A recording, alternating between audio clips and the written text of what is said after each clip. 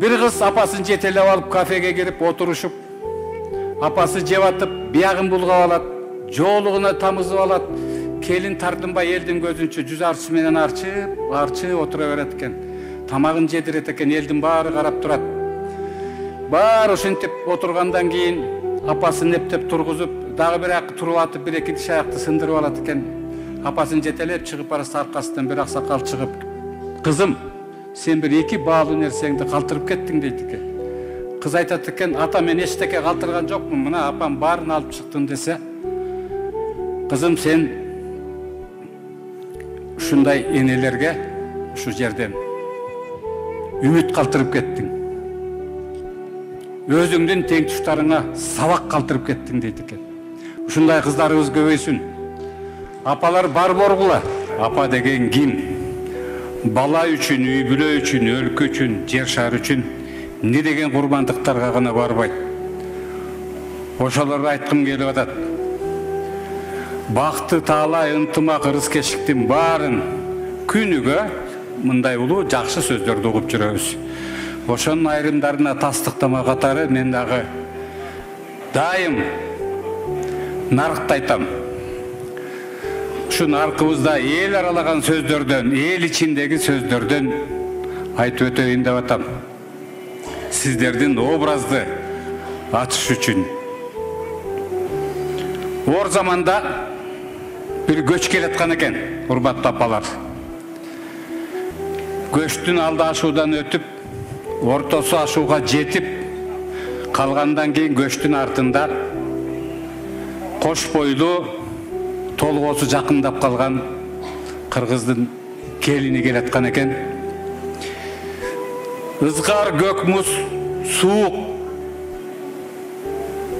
Көч узап кеткенден кийин ошол көпүрөгө бир аз жетпей айымдын толгосу кармап дүйнөгө перзент төрөлөт. Алдыңкы көч узап кетти. Жаңгыз ошол көпүрөнүн жанында калып калат экен. Аябай суук дейт. Келин баласын көкүрөгүнө кызып, эмизип, суук күчөй баштаганда жоолугун оройт экен. Дагы күчөйт, чыптамасын оройт экен. Ызгар суук ого өтөрү күчөй баштайт, чепкенин ороп, бүт кийимин чечип, баланы ороп, бооруна басып, ошол жерде калып кетет. Көч узаган көч издеп, баягы келинди таппай калат. Артка чабырмандар чактырса, баягы келин тоңуп калган экен, муз болуп. Баласын жылмая тиктеген бойдон. Кирпигинен бери баары тоңуп калган экен. Өзү энеден туума жылаңач калганса, төрөп алган баласын орой берген экен. Акырын келип баланы кармаса, оозунун уртунан эне сүтүнүн уузу куюлуп, көзүн жылтыратып, жылмайып кичинекей бала түрүү бойдон экен. Көкүрөгүнө кыскан бойдон түрүү экен. Баланы чыгарып алабыз деп аябай аракет кылышат. Дүйнөдө эненин кучагынан бекем бир дагы кучак болбойт экен. Араңдап атып жарым күндө анан баланы эненин кучагынан чыгарышат. Энени о дүйнөгө узатышып баланы алып кетишет, кийин килейген мыкты, ошого жараша ортон колдой болгон жигит болуп чоңоет. Чоңойгондон кийин анын багып алган ата энеси энесинен де жакшы көрүп, мээримин төгүп, аябай чоңойтушат. Жигит да мыкты болуп чоңоет, ата энеси да мыкты болот. Кандайдыр бир күчтөр менен, себептер менен баягы жигит атын минип алып эле баягы көпүрөгө келе берет. Көпүрөнүн жанына отуруп алып, кыялданат, ойлонот.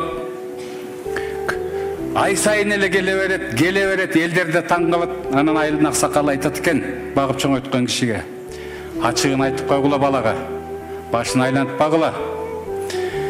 Өзү да билбейт эмнеге келип аткан. Ата энеси анан баланы чогултуп болгон окуяны айтып берет.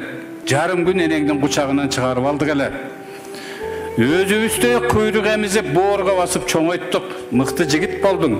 Мына ушул көпүрөнүн оң жак канатында сени төрөп, чоңойтуп, сага өмүрдү берип, сага жашоону берип, өзү өлүп калган апаңдын мүрзөсү ушул.